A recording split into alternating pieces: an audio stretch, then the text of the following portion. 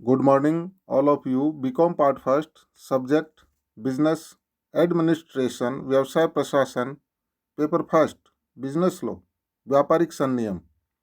इस वीडियो में आज अपन अध्ययन करेंगे एजेंट द्वारा अधिकार प्रत्यायोजन, delegation of authority by an agent.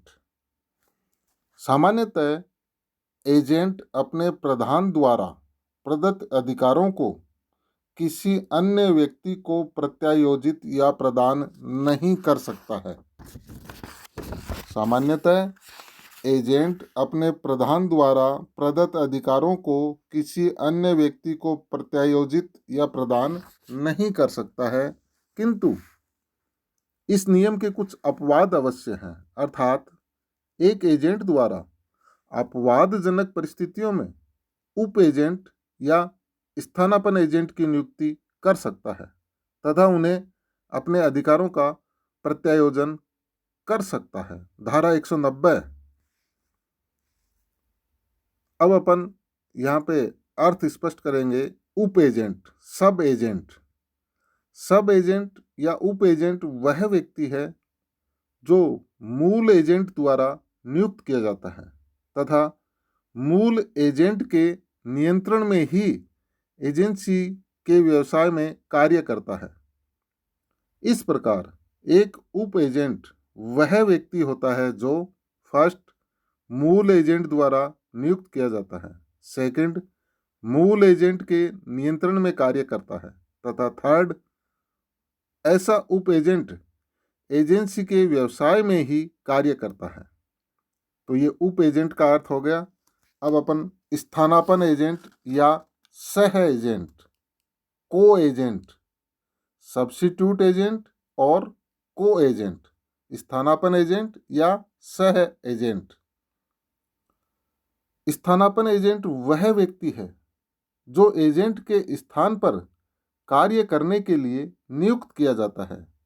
अनुबंध अधिनियम की धारा 194 के अनुसार जब किसी मूल एजेंट द्वारा अपने स्पष्ट तथा गर्भित अधिकार के अंतर्गत प्रधान की ओर से एजेंसी के व्यवसाय के कार्यों को करने के लिए किसी व्यक्ति को नामांकित या नामित किया गया है तो ऐसे व्यक्ति को स्थानापन्न एजेंट कहते हैं।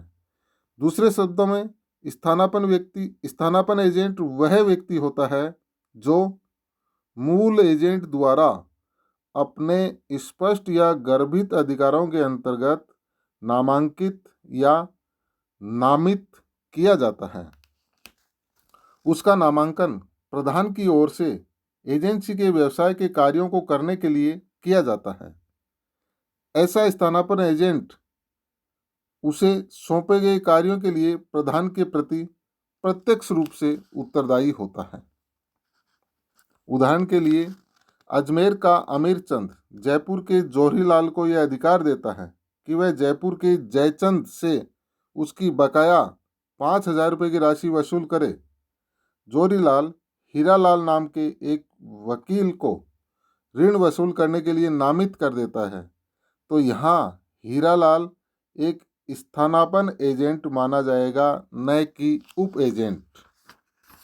अब अपन अध्ययन करते हैं उप एजेंट तथा स्थानापन्न एजेंट में क्या अंतर होता है। तो इसमें वही 3 कॉलम होंगे। पहला कॉलम अंतर का आधार, दूसरा कॉलम उप एजेंट अर्थात सब एजेंट, तीसरा कॉलम स्थानापन्न एजेंट अर्थात सब्स्टिट्यूटेड एजेंट। पहला अंतर का आधार नियुक्ति की दशा। उप एजेंट को एजेंट केवल उसी दशा में नियुक्त कर सकता है जबकि व्यापार की साधारण प्रथा अथवा एजेंसी की प्रकृति के अनुसार ऐसी नियुक्ति आवश्यक हो।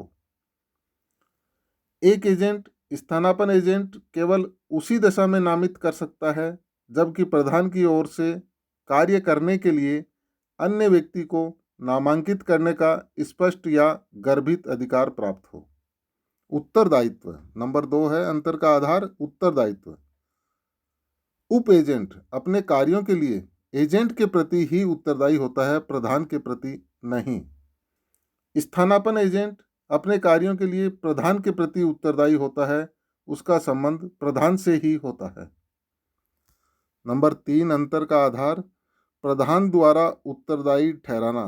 कपट की दशा को छोड़कर शेष परिस्थितियों में प्रधान उप एजेंट को उसके कार्यों के लिए उत्तरदायी नहीं ठहरा सकता है। प्रधान स्थानापन्न एजेंट को उसके कार्यों के लिए उत्तरदायी ठहरा सकता है। नंबर 4 मूल एजेंट का दायित्व।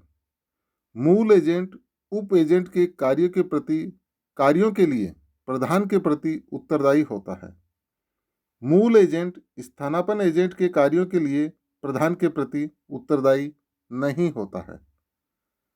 नंबर 6 पारिश्रमिक मांगने का अधिकार। उप एजेंट अपने पारिश्रमिक की मांग प्रधान से नहीं कर सकता है। उप एजेंट अपने पारिश्रमिक की मांग प्रधान से नहीं कर सकता है, जबकि स्थानापन्न एजेंट मूल एजेंट का स्थान ग्रहण करता है, अतः वह अपना पारिश्रमिक प्रधान से मांग सकता है। 7वां अंतर का आधार स्थिति। उप एजेंट मूल एजेंट के अधीन काम करता है, जबकि स्थानापन्न एजेंट स्वतंत्र रूप से प्रधान के एजेंट के रूप में काम करता है। नंबर 8 अधिकार का प्रत्यायोजन। उप एजेंट की नियुक्ति करते समय मूल एजेंट अपने अधिकार का प्रत्यायोजन करता है। स्थानापन्न एजेंट की नियुक्ति करते समय मूल एजेंट अपने प्रधान के अधिकार का प्रत्यायोजन करता है। नंबर 9 वाद प्रस्तुत करना। प्रधान कपट या जानबूझकर की गई त्रुटि की दशाओं को छोड़कर उप एजेंट पर प्रत्यक्ष रूप से वाद प्रस्तुत नहीं कर सकता है, जबकि प्रधान स्थानापन्न एजेंट पर खाते की बकाया राशि, अन्य राशि व प्रपत्रों के लिए प्रत्यक्ष रूप से वाद प्रस्तुत कर सकता है। तो ये हुआ उप एजेंट तथा स्थानापन्न एजेंट में अंतर। इसके बाद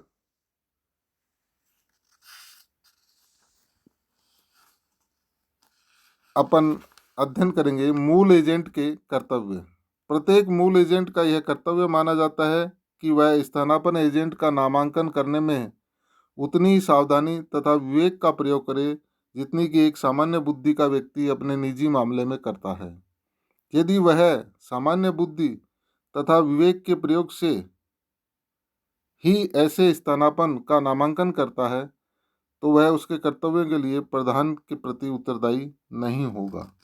यदि कोई एजेंट स्थानापन्न एजेंट के नामांकन में लापरवाही बरतता है और ऐसे स्थानापन्न एजेंट के कार्यों से प्रधान को हानि पहुंचती है तो उसे मूल एजेंट को ही प्रधान की ऐसी हानि की पूर्ति करनी पड़ेगी।